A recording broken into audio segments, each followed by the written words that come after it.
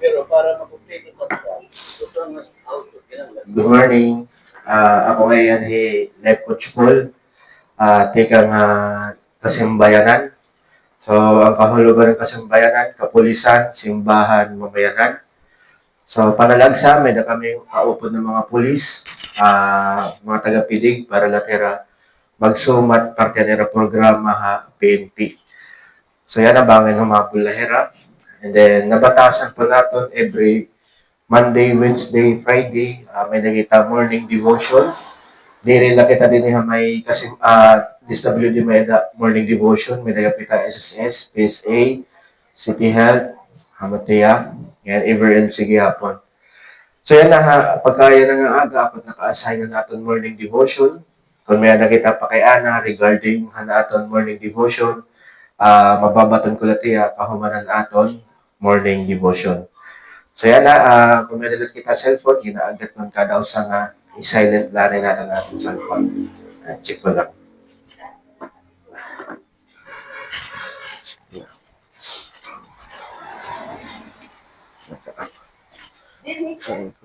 Okay.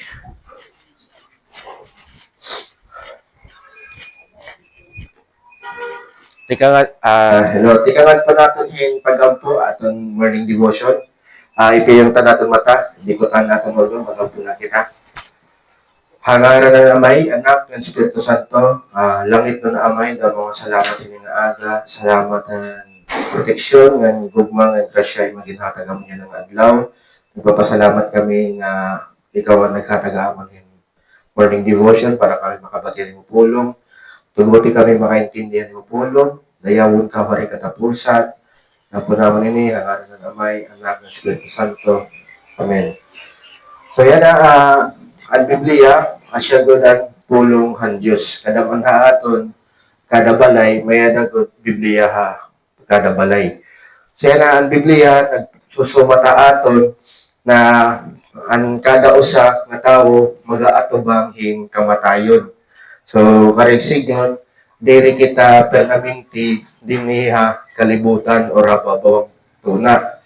Sa ring panera, lumarabay la kita, magala kita hing kandila. So, siringan pulungan Diyos, kahuman mamatay ang usa nga tawo, mag-aatubang iya Diyos, nga ida, uhukman iya han Diyos. So, kahuman ang kamatayan ng tao, ang Biblia nagsusumata aton na may ada langit ng impyerno. Okay? Ang langit na siya tiyang ginhadian ng Diyos. Siya na pinaagihan Biblia na hibaro kita na kinaniha kalibutan ang aton Ginoong Jesucristo. So, asya gyapon ang sumat aton ang Biblia nga gintagaan kita ang aton Diyos sin kataluwasan. So, yan ang pakanan natin din ano ang rason kaya ano ang Diyos nag-offer hin kataluwasan haaton. Kaya ano gintagaan kitang kataluwasan, pinaagi kan Jesucristo. Ano nakita ang Diyos nga rason. So may ada nakita naton Diyos nga rason na sanglit kinahanglan naton hin kataluwasan. Ano yan nakita ang kondisyon ng tao ng sitwasyon diri maupay. So, pakakita niya han aton kondisyon ng sitwasyon, gintagaan kita niyahin kataluwasan, kaya amot aton kinahanglan. So, ang pulong han Diyos yap, nag-iistorya na ang aton permanente nga may anak kinabuhi, ang aton kalag. So, ini na aton lawas, diri niya permanente. So, ini nga aton lawas, mag-aatubang inihin kamatayon. Pero ang permanente nga may anak kinabuhi, ang aton kalag. So yan na, ano ang rason, ano ang nakitahan Diyos na ang tao nagkinahanglanhin katalwasan. Babasahan po natin Roma Kapitulo 3, versikulo 10. So, sa ring din Roma 3:10.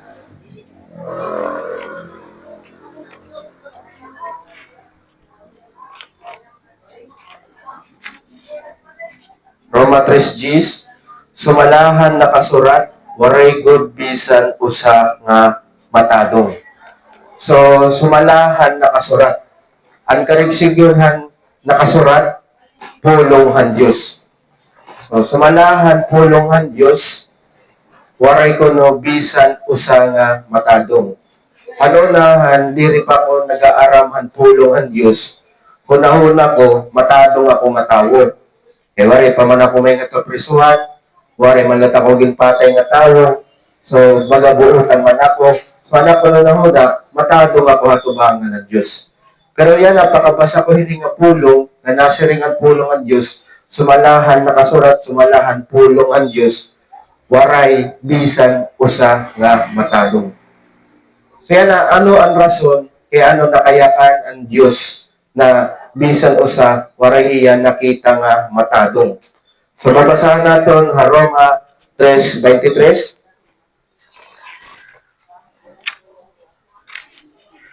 Roma 3:23, sabi nga di, kay nakasalaan nga tanan, nga waray nakaabot han himaya han Diyos. So, ang rason, kaya ano waray bisan usa nga matadong, kay tungod nga nakasalaan nga tanan, nga waray nakahabot han himaya han Diyos. So, yan na, saringan pulong han Diyos, nakasalaan nga tanan. May dakula pa kaya na, may ano pa didiha aton, waray sala, alsan kamot ang waray sala. So karigsig nun, tinuod ang yakan han pulong han Diyos nga nakasala ang nga tanan. Tungod dito, waray hiya nakita bisan usa nga matadong. So yan na, ano karigsig ngunit sala?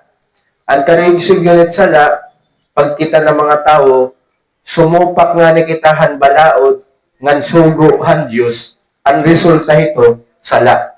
Diri nga ni kita makabuhat o makatuman han balaod han Diyos, ang resulta niya, sala. Hanusahan mga balaod o sugo han Diyos, tinatawag na 10 Commandments, na pulo nga sugo. So yan na, didaha 10 Commandments, may ada dida usa nga sugo nga nasiringan to nga, thou shall not steal. Kung wari-waray, ayaw pangawat. Mayada ba didiha aton na waray pa makapangawat bisan makausa, tikang kagutiay. Piso, lapis, papel, kindi, chichiriya, mulayan, waray pa ba maka-experience?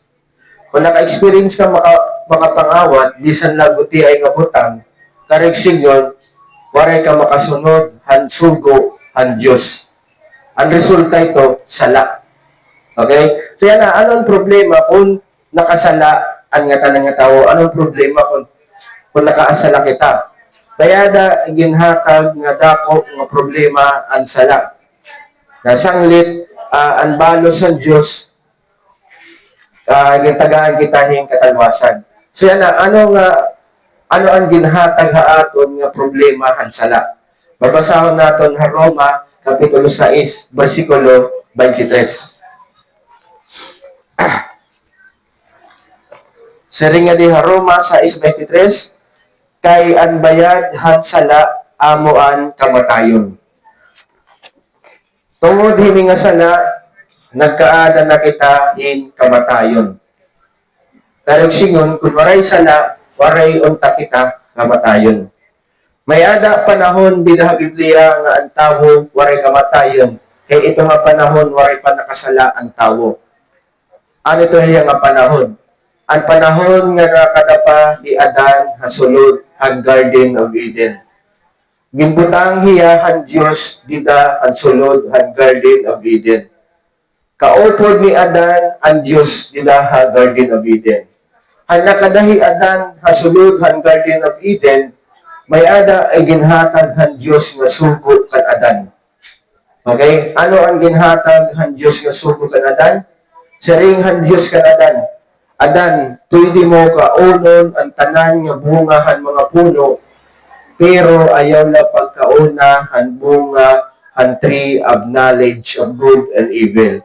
Kay han adlaw nga ginkaon mo ito ang bunga, sigurado gud nga mamamatay ka. Asyan yakan han Diyos kan Adan. Maaram na kita ang istorya, ginsulay ni Satanas di Adan. So yan na, kumaon ni Adan nga ni Eva, han bunga, han tree of knowledge of good and evil. Ikang hadto, nakasulod na ang sala, tungod hadto, nagkaada ng kamatayon ng tao. Namatay Adan nga ni Eva. Tanan kita na pailarom na ha, gahomhan kamatayon.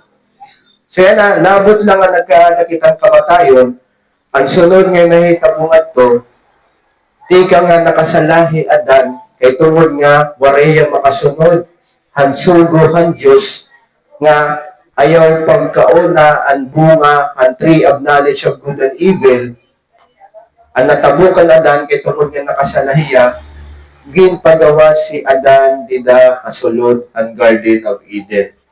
Sino nagpagawa sa iya? Ang Diyos. Kay tungod nga nakasala iya. Ang panahon nga wala pa makasalahi Adan, nakadaya sulod ang Garden of Eden, kaupod ang Diyos. Pero ang nakasala na iya, ginpagawas na iya ang Diyos. Makikita natin, tungod hininga sala, ang relasyon ng tao nga ng Diyos, hirayo na. Tungod hininga sala. At tungod hininga sala, harayo kita Diyos, karigsig ng gihapon, ang Biblia nagpapahibaro aton, kung kita harayo ha Diyos, napailarom kita ang kamatayon. So tungod hininga sala, nagkaada kita hin kamatayon. Kay amo ito yahat, bayad han sala, kamatayon. Mahintungod ang kamatayon, may ada ginyakan didaha ginpadayag kapitulo 20 versikulo 14. Babasahin natin.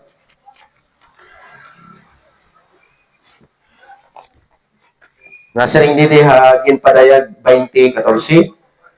Ang lanaw han kalayo amuan ikaduha nga kamatayon. So ang pulong ng Dios nagsusumat ha aton na ang impyerno ikaduha hiya nga kamatayon. Posible ang tao mag-atubang duha nga kamatayon. So yan na, karigsigang kasangkayon ko, asya ini nakitahan Diyos ang ating kondisyon. Tungod ini nga kondisyon, gintagaan kita, hingkataluwasan, kaya nakitahan Diyos nga ang tao nagkikinahanglan hingkataluwasan. Tungod ini nga sala, diliha kuan ha takloban, may nagapita mga balaod. Han usahan mga balaod din yung takloban, asya gihap, bawal mangawat. Kung ito sa nga tao, mahitakpan, himpangawat, hinsarap yan, pwede ya isulod nga tuha prisuhan. Yan na ini nga kawatan, diri ya pwede magyakan, han judge, nga masaring ya, judge, ayaw ako pagprisuha, may daman ako mag-upay nga buhat. Piprisuhan lagi po niya, judge, kaya ang rason, nakasupak hiyahan balaod. Asya ini yung nakita ang Diyos na natin sitwasyon. Tungod ini nga sala, ang tao tikat tuha karatan, tikat tuha impyerno. Tungod nga hansala, kay asya gud ang bayan hansala. Kung nakasala kita, wala kita makasunod ang balaod ng Diyos, asya ito natin destinasyon. Pero wala kita pabayiing ang Diyos. Maupay ang Diyos. Nakita niya ang ating kondisyon o sitwasyon, nakita natikat ito na impyerno kay tungod nga asya itong bayadan sala, asya itong nakasala kita. Anong giniwan Diyos? Nag-offer hiya in katalwasan. Iya igimpakan ni Hesus Kristo. Labot lang ang rason kaya niya igimpakan ni Jesus para magkaroon katalwasan, may napausang nga rason. So, naman, ano pa man ang ibang rason? Ang mga kabatong na ito, ang ating Ginoo ng Hesus Kristo. Pagbasahan natin na Juan, Kapitulo 3, versikulo 16.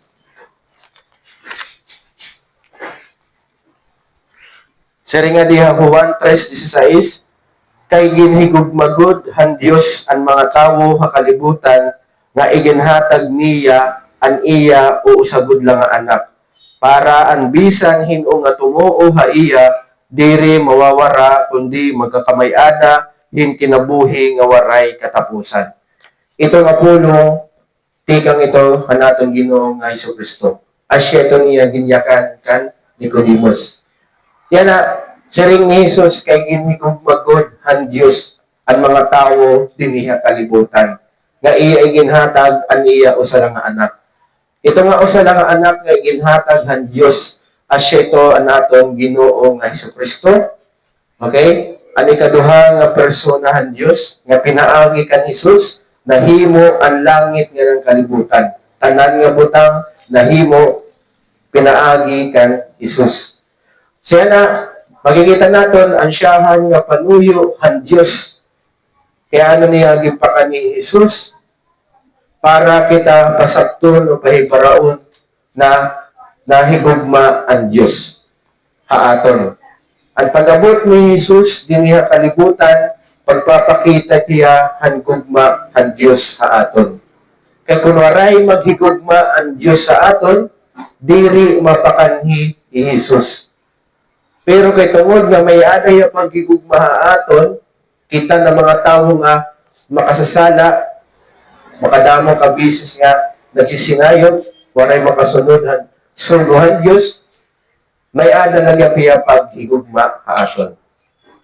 Okay? Bisan diri man kita naghihimamdom ang Diyos, bisan nangalimot na kita partihan Diyos, pasalamat kita na ang Diyos may ada nagyap paghigugma haaton. Iya iginpakita aniya paghigugma pamaagi at pagpakanhi niya kan Hesus. Asya itong gusto ipasabot haaton ng Diyos nga nahigugma iya aton. Ikaduha nga panuyo, nasa ring Hesus para ang bisan hino matumo o haiya, diri mawawara kundi magkamayadan kinabuhi nga waray katapusan. Ang karigsignon han kinabuhi nga waray katapusan, katalwasan. So, yan na, maaram kitang rason kay ano, ang Diyos naghatag ing katalwasan, kay tungod ang kondisyon ang tao. Na ang tao na tikadto na akaratan, nagkikinahanglan ing katalwasan. Paano naton maangkon ini nga katalwasan? Siring ni Hesus, an matuo haiya. Kung may adaman tumuo kan Hesus, naging padarayahan Diyos para han katalwasan nimo, na kung may adaman tumuo kan Hesus, nga hiyaan nimo manunubos, hiyaan Ginoo, siring ni Hesus, makakaangkon niya hin katalwasan. Mahintungod ang pagtuo kan Hesus, na nagre-resultahin katalwasan, siring ni Hesus sa Juan Kapitulo 6, versikulo 47. Siring niya, susumatan ko kamo han kamatuuran, ang natuo haakon may kinabuhi nga waray katapusan. Hanakan ni pahababawan tuna ang natong Ginoo, asya ini igin susumat ha mga tao. Ano yung gisusumat? Ang natuo haiya may kinabuhi nga waray katapusan. Yan na, ang mga tao niya nga diri matuo kan Hesus, waray katalwasan haera.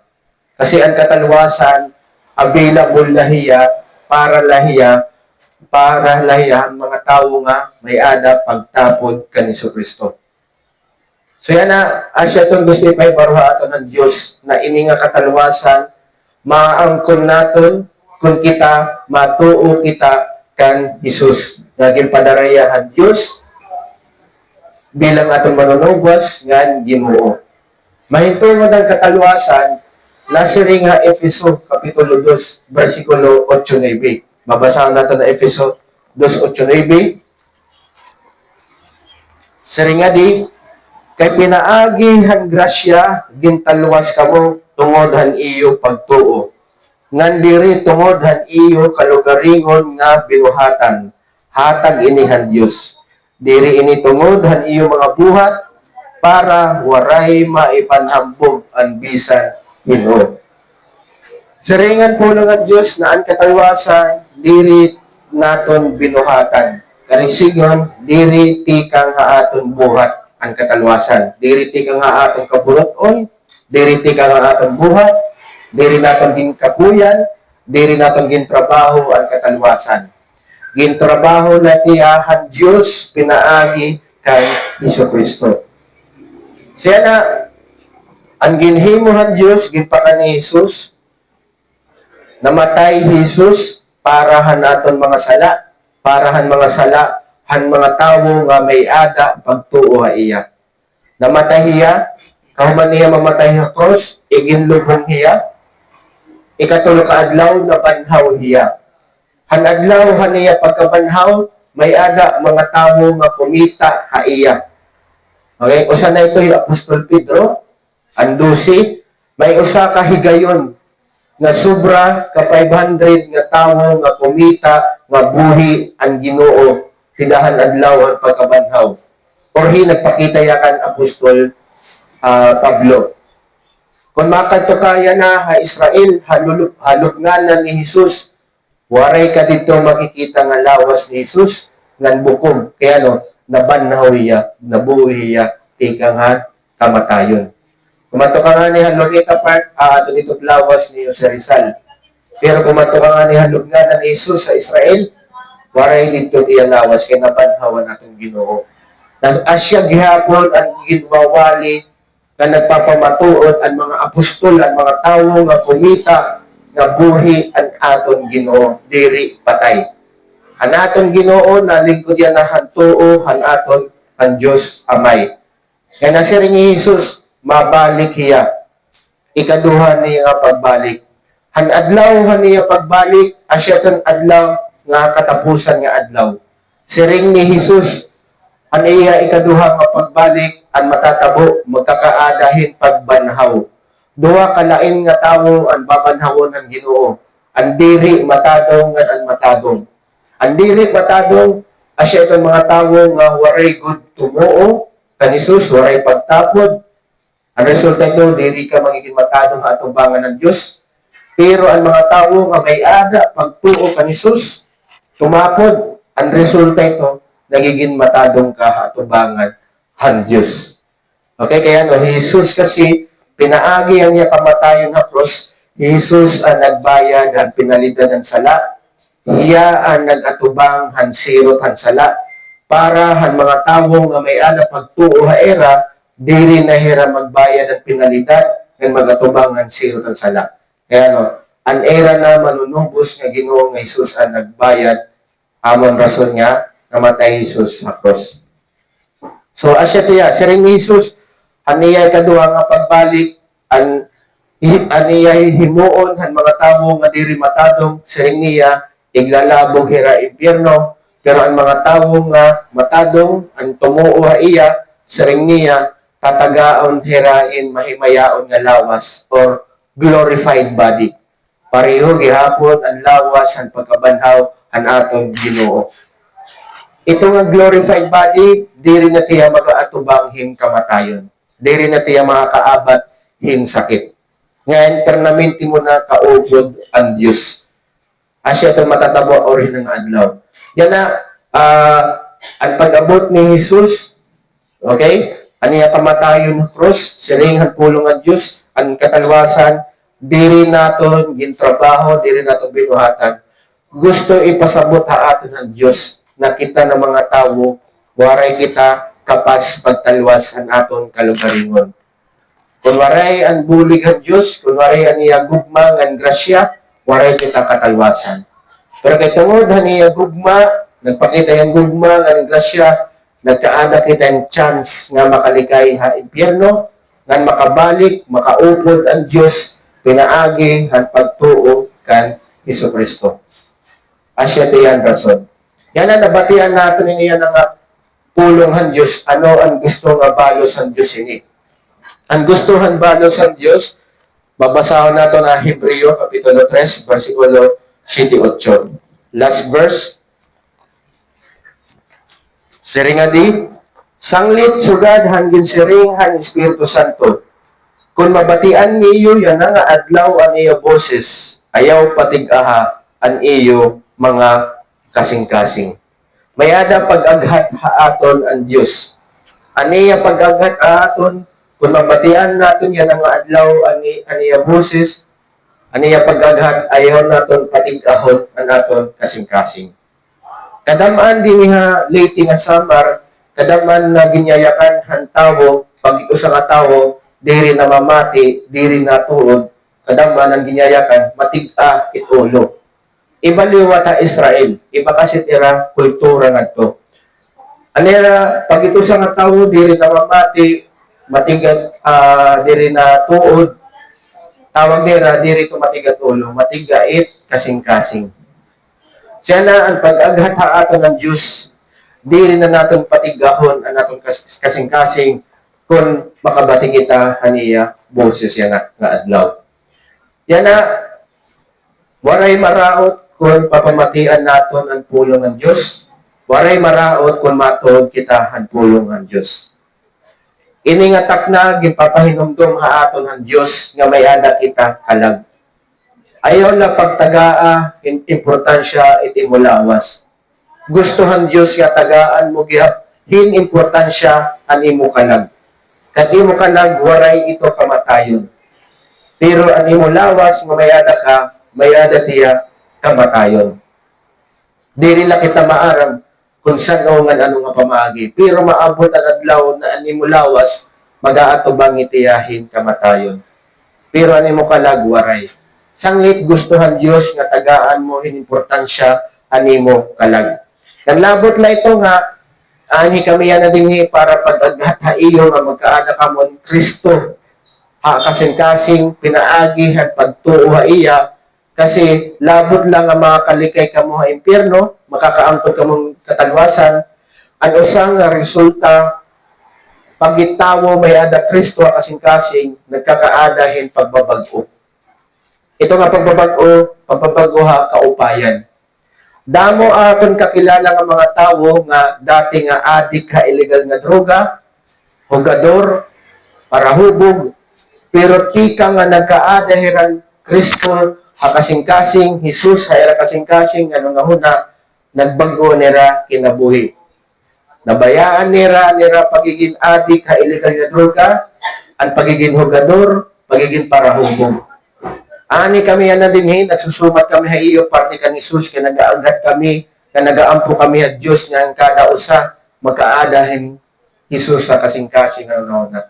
Kaya no, kung may ada kita Jesus sa kasing-kasing ano na, mas magiging maupay kita nga tatay, mas magiging maupay kita nga nanay, bugto, asawa, anak, okay, sangkay, kung may ada kita Jesus ha aton kasing-kasing ano na. Kung kada usa may da Jesus sa kasing-kasing ano na maupay ang pamilya, mas magiging maupay. Ngayon kung mas maupay ang pamilya, nagiging mas maupay ang aton nasod. Kung may adala kita, Jesus sa kasing-kasing ano na. Sanglit nag-aagat kami din nga, magkaada ka mong pagtuo, kaya asya gyapon ang resulta, han may ada pagtuo kan Jesus. Okay? So, amay kang pahinumdum ha aton ng Diyos. Nga natuod ako nga diri niya aksidente.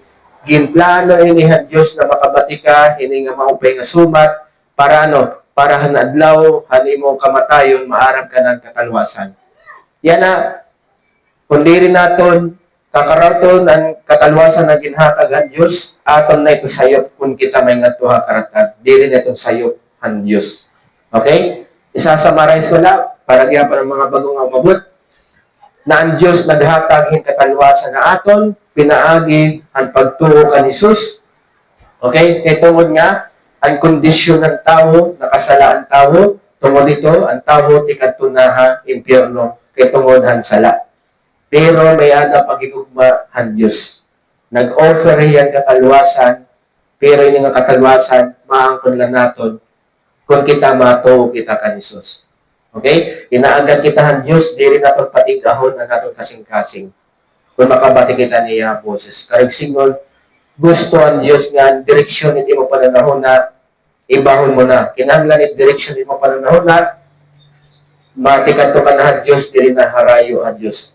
Matuo ka na iya, susundon mo na ang kaburoton ang Diyos. Pinaagi ang iya pulong.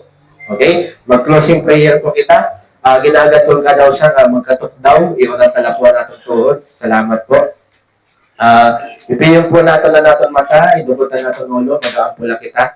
Kung may adag man dinhi, nakaintindihan mensahe ng adlaw, kung may adag man dinhi nga tumuo, nagkaada pagtuo ka ni Jesus, ipakita ang imo pagtuo ka ni Jesus, ay palunaw natin mo sapit, printe o likod, palunaw na ang imo relasyon ng Ginoo. Kung ikaw kinasing-kasing ang imo pagtuo, ipakita ha, pinaagi, ang pag-alsa ni mo walang ang tuong nga kamot. Buligan mo ikaw pagampo kita. Hangaran ng Amay, hangaran ng Espiritu Santo, Langit na naamay, salamat, hinduro, hanimo pagigugma. Tungod hanimo gugma, nagkaana kaming katalwasan, pinaagi han pagtuo kan Hesus. Nagaampo ako Dios na kung may adaman dili kinasingkasing ang pagtuo, buligi ang amon pagtuo nga magtubo, proteksini ang amon pagtuo tigang kaaway. Ginaampo ko gihapon ang empleyado han DSWD na kung nagaagi man hirahin problema, buligi hira, tagahiran kusog, ng solusyon na nila problema, ginaampo ko gihapon nga yan ang adlaw, tagahirahin kalipay, kasing-kasing nga nangahuna, para maupay ang nila serbisyo publiko. Nagaampo ko, Diyos, na yan ang adlaw, magkaadahin successful ng transaction din niya DSWD. Bendisyon na ni pa, ini nga opisina ng DSWD, na ikaw gihapon, maghigap ang mga tao na magkaadahin Jesus, Iso Kristo, hakinabuhi. Dayawong ka, Diyos, sa katapusan, ginapon namin ni hangaran ng Amay, Anak, at Espiritu Santo. Amen. Magkalingkod po kita. So, damo nga salamat po niyo pamati. Maunalota ka iyo. God bless po. Ingat po kamo. Salamat. Opo.